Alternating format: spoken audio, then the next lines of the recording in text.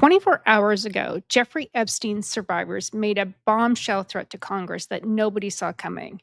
They're going to release their own client list. And the political earthquake that followed is tearing the Republican Party apart as we speak. Hey guys, it's Delania. Welcome back. Today, I really want to break down what happened with the survivors yesterday, how it's going to affect the Republican Party, what especially the female voters think about it, and including myself. What are our thoughts about all this? What's going down? How Pam Bondi handled it. And I also want to stick with me till the very end. I really want to talk about why I think that Trump is hiding these files. Like he's holding on to them like with white knuckles. So why is he holding on so tightly to these files? I have my thoughts there. I have receipts to follow my line of thought process there, and why I think that he's holding these files back. So I just want to start with one of the survivors here. Their speeches yesterday were just very strong, very effective at how to make people feel how they're feeling and why they're upset that these files are not being released. Have a listen here. Is justice, release the files, end the secrecy, and stand with us in declaring that no one, no billionaires, no politicians, not world leaders, is above the law.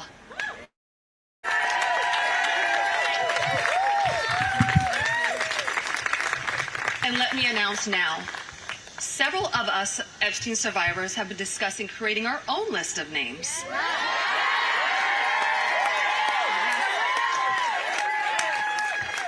We know the names.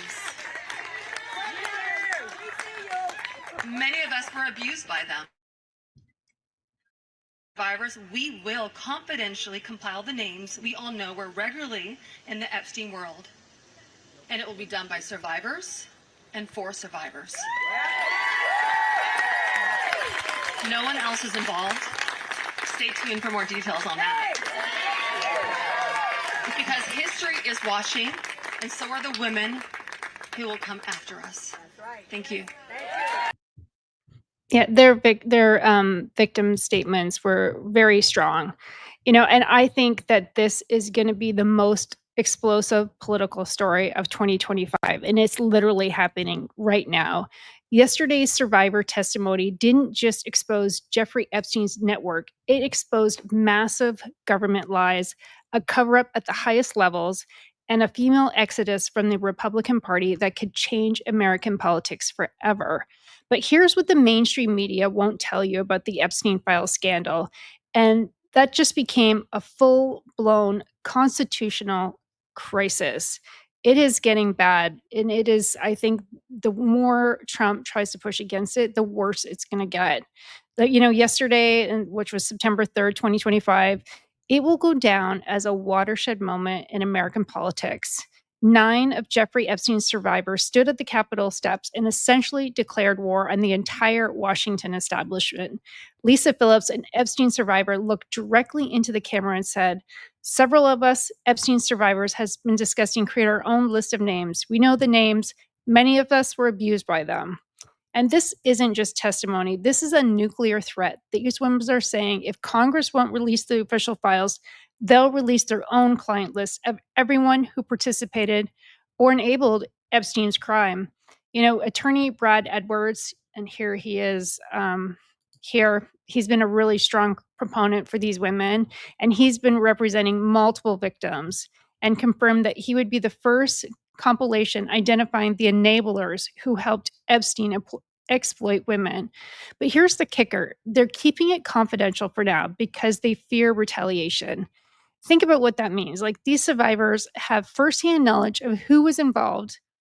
They were there. They saw the faces. They know the names that the Justice Department is claiming that doesn't exist. And that's, I think, what's so frustrating from us all is that they've claimed that they have these lists. The survivors know that there's a list. I think we all know that there's a list, and they just don't want to talk about it. And that brings me to Pam Bondi. She's completely lied to the American people, and the receipts are devastating. Back in February, Bondi went on Fox News, and when asked about Epstein's client list, she said, "It's sitting on my desk right now to review." That's been a directive by President Trump. I'm reviewing that. And then you fast forward to July 2025, the DOJ releases a memo saying there is no evidence of any client list. None. It doesn't exist, they claim. And then when they pressed about this contradiction, White House Press Secretary Carolyn Leavitt scrambled to claim Bondi was referring to all the paperwork, not a specific client list. But we have the exact quote, and it's crystal clear what she meant. But it gets worse. Bondi also claimed there were tens of thousands of videos of Epstein with children or child porn. The DOJ memo reveals that there are only over 10,000 downloaded videos and images. So that's both videos and images combined, not just videos. The backlash from Trump's own base has been brutal. Laura Loomer called for Bondi to resign. Alex Jones said nobody's buying it, and nobody is buying it. And then you even have Elon Musk, who jumped in and said that he made this tweet here way back after she said that there's the amount of accountability on his pedophile arrest counter is 000, and no one has been arrested. And this isn't just incompetence. This is a systematic pattern of lying to keep MAGA supporters quiet while protecting powerful people in Epstein's network. And, and here's the story nobody's talking about. And it could decide the 2026 midterm. The Epstein file controversy is creating a massive gender gap that's splitting the Republican Party.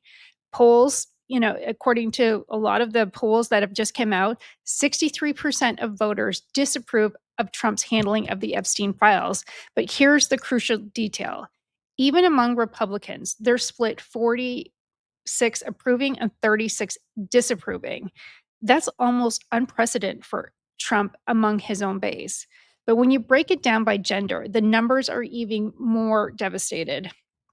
Here's some more data here. Republican women are abandoning Trump on this issue at rates we've never seen before. Yesterday's press conference wasn't just politics, it was raw emotion. One survivor, Jenna Lisa Jones, broke down saying, "I have never been more scared in my life than I was the first time that he hurt me. I know that I was just a little kid, but sometimes I feel that it was all my fault." And that's devastating for anybody to hear. A lot of the Republican women are watching these survivors beg for justice while their own party leadership covers for the administration. Nancy Mace, she literally left the meeting with survivors in tears, then immediately signed the discharge petition to force the release. The same poll showed 49% of voters would consider joining a third party, and that will be devastating. This isn't just random. It's directly connected to frustration with both parties' handling of accountability issues like Epstein. And this isn't just a Republican. This is very much a bipartisan issue. And the most stunning development is happening inside the Republican Party itself. We're watching a bipartisan rebellion that's making Trump look powerless.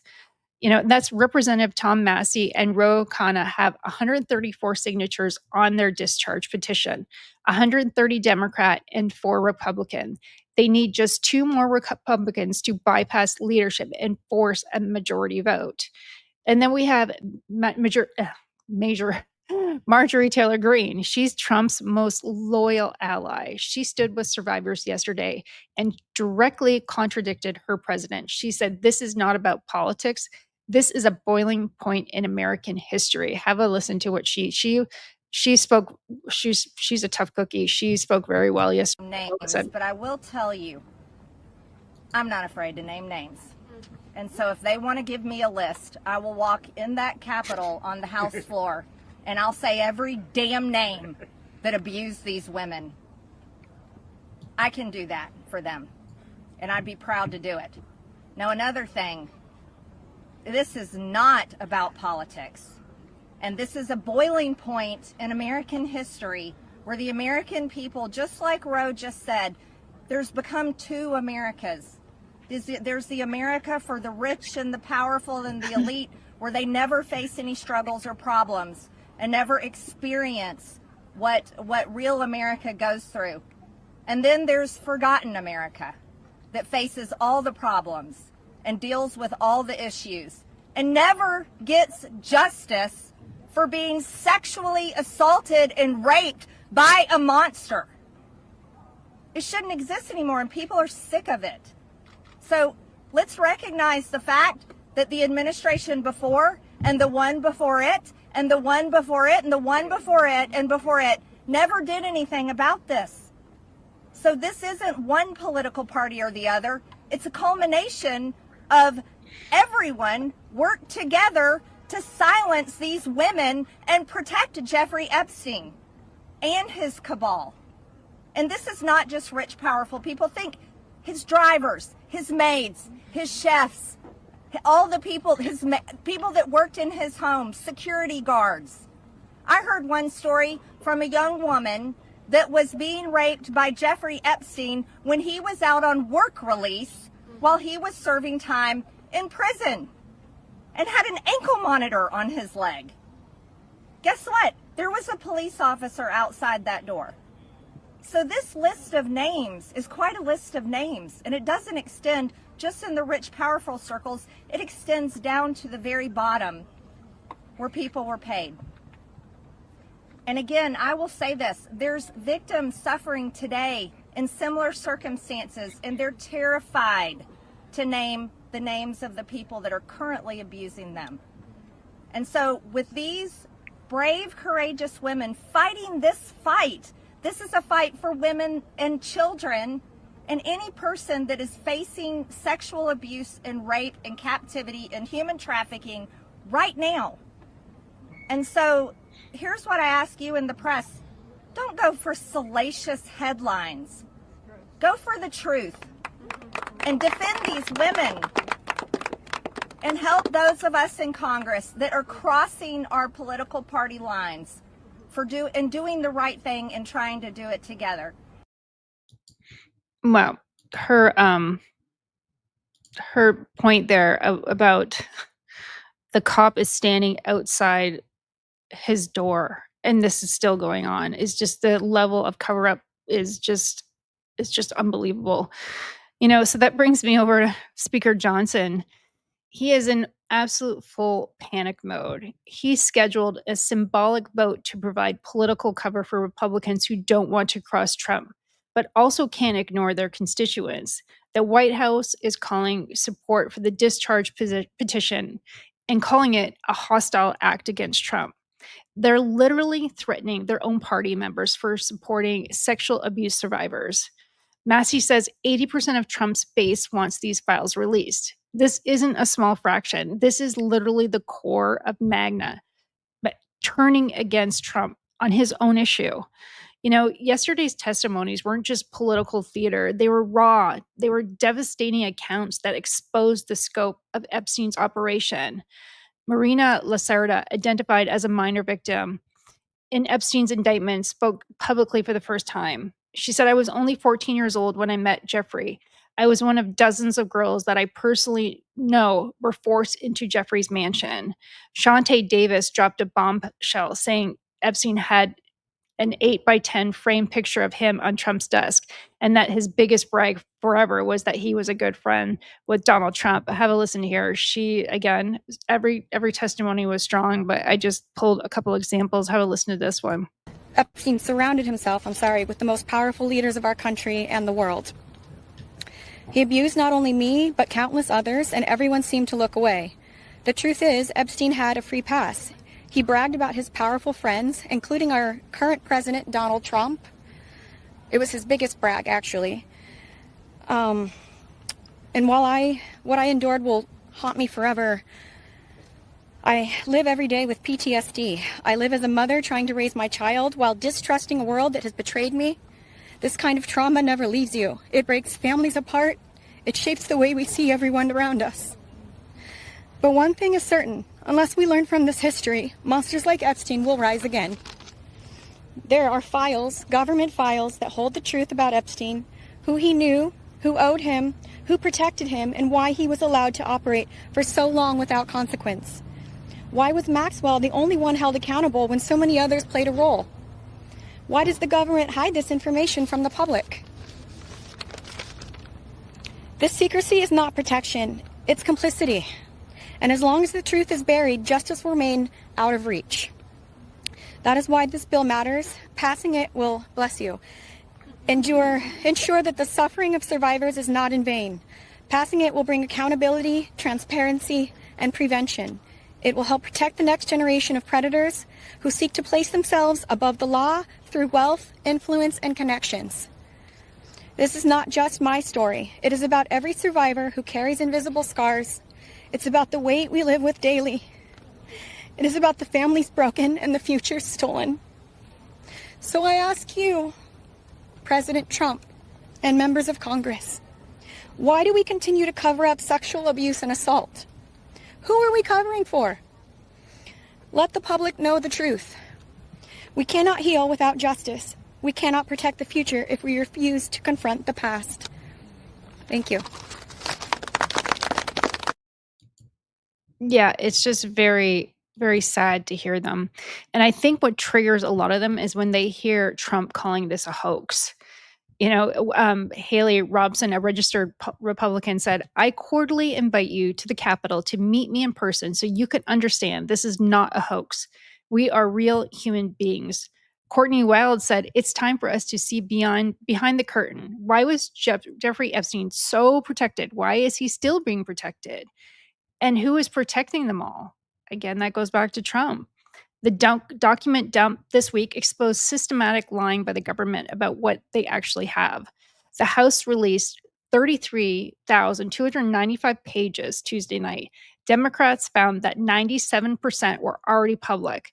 And so this was theater designed to make it look like they're being transparent while hiding everything that really matters. And what's still missing is the communications between Epstein and powerful associates, the financial records showing payments, the real flight logs, and passenger details, the videos from his properties. Trump campaigned on releasing these files in September 2024. And he told Lex Fridman when he was interviewed with him, he said, "Are you going to release the files?" And he said, "Yes, I'm going to take a look at it." Instead, his administration is fighting harder than Biden ever did to keep them secret. And I guess all of us philanthropists can't just figure out why. Bondi's original February claim wasn't wrong. There is evidence of clients and enablers. The DOJ is calling it something else to avoid using the term client list while still protecting the same people. The administration moved to unseal some grand jury testimony last week, but there's a tiny fraction of what exists, and most will remain redacted. It's a shell game designed to look like transparency. Like, it's just not being transparent at all. They're just literally throwing back at us what everybody already knows. This has evolved beyond Epstein into a constitutional crisis about congressional power versus executive secrecy. This discharge petition isn't just about files. It's about whether Congress can force transparency from a president who campaigned on openness but governance through cover-ups. These survivors have done something unprecedented. They've taken power into their own hands. If Congress won't act, they'll release their own information. And that's never happened before in any big case. Nancy Mace has called for Prince Andrew to be prosecuted on U.S. soil, tweeting, "A cold, dark cell, Prince Andrew in handcuffs, sends the right message." Now, I do think, and even I was listening to some podcasters this morning, and they're like, they have to pick someone has to go down for something. So, why not pick Prince Andrew? He'd probably be a good one to go down. He kind of looks like a bit of a douchebag anyways. He looks like an asshole, but that's just my opinion. So he would probably be a good one. It's like someone needs to go down. There has to be some kind of accountability. And if they get 218 signatures, there's a 7-day waiting period. Then Johnson has 2 days to call the vote. We could see this on the House floor by September 18th. So what can we do from here? And what's happening right now?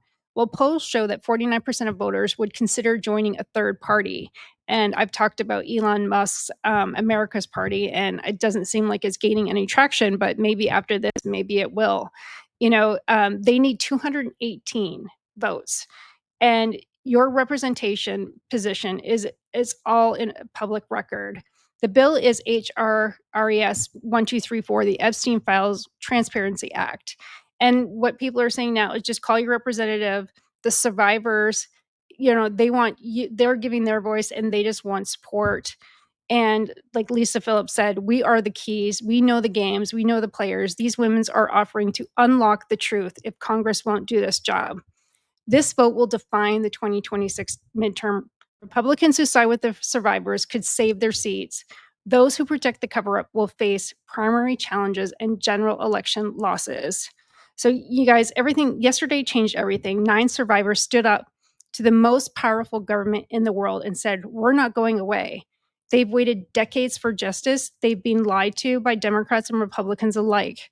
So the next 72 hours will determine whether Congress chooses survivors or secrecy, transparency or cover up, justice or protection of the powerful. These women have given us the roadmap to the truth. The only question is whether they have the courage to follow it. You know, guys, this story is far from over. And that's where, again, I think we all circle back to why is Trump holding on to these so tightly? So again, here's just my theory from all the research that I've done over the last couple months, between Epstein, Israel, AIPAC, Trump, et al. So, you know, I started doing the research today just to see, like, because I had some thoughts and I was trying to put it all together. You know, I'm thinking, I'm pretty sure that there's a lot of high-level Israelis on this list. Just my guess, but I'm assuming. And again, many prominent Jewish men are among the names on Jeffrey Epstein's newly uncovered calendar. U.S. media barely touches Epstein's links with Israel intelligence. So he's very linked to Israel intelligence, a lot of high-powered Jewish people. I think that's all a given. So how does this circle back to Trump? So now we go way back, and I always like to go back and work my way back up to the present to figure out how did we get here. Well, you look at Trump there. He is with, I think this was in the late 90s or in the 90s, somewhere in the 90s. And he is with Robert Maxwell, who is Ghislaine Maxwell's father. Follow the dots. And then now we got Ghislaine Maxwell is with Epstein. There's the connection. And then when Robert Maxwell died, every high-level Israeli intelligence and top like prime ministers of Israel all attended his funeral, and his funeral was in Israel.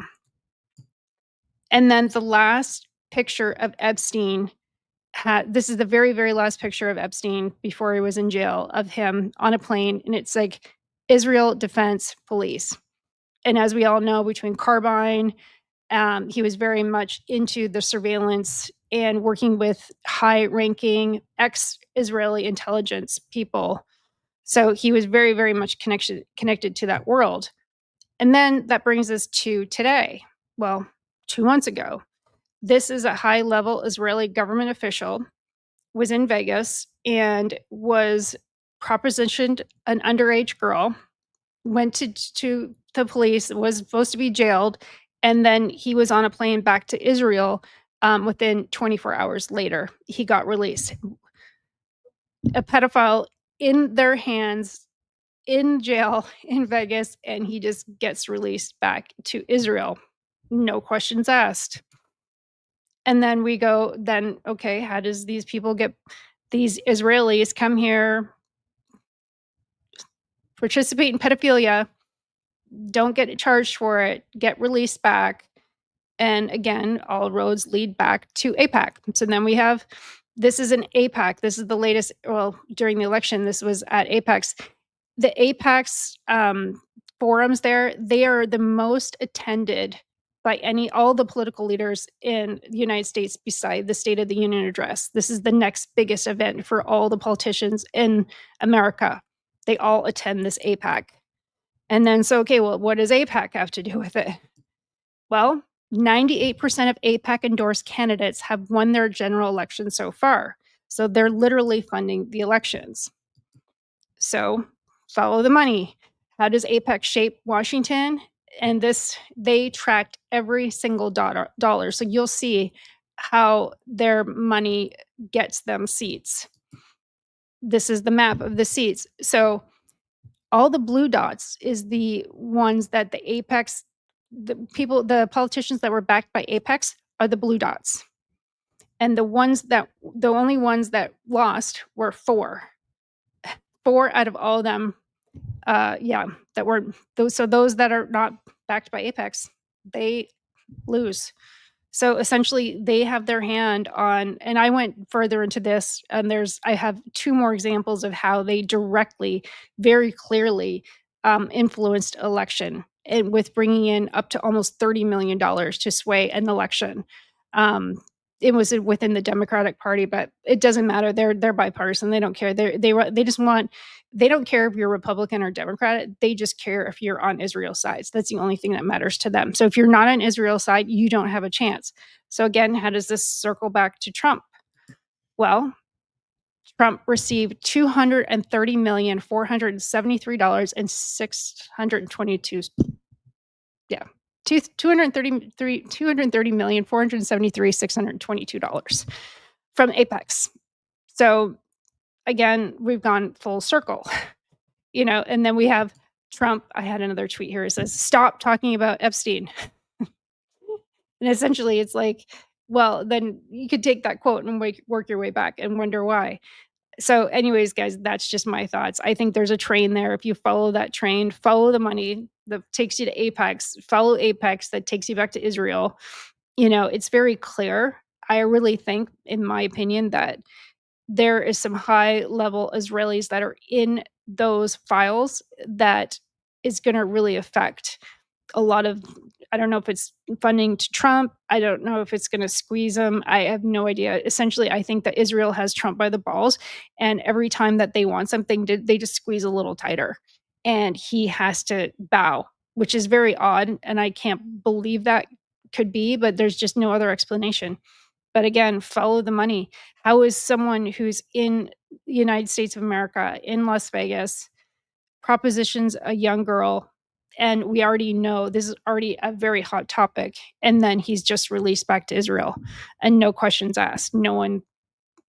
Everybody talked about it for the 2 minute, like the 24 hours that it happened, but it's just gone away. So how does that happen? So anyways, guys, let me know your thoughts. Let me know why you think that Trump is holding on to these files with white knuckles. I would just really want to know, because that's my thoughts. Anyways, please like, subscribe, share, and I'll talk to you guys soon. Thanks. Bye.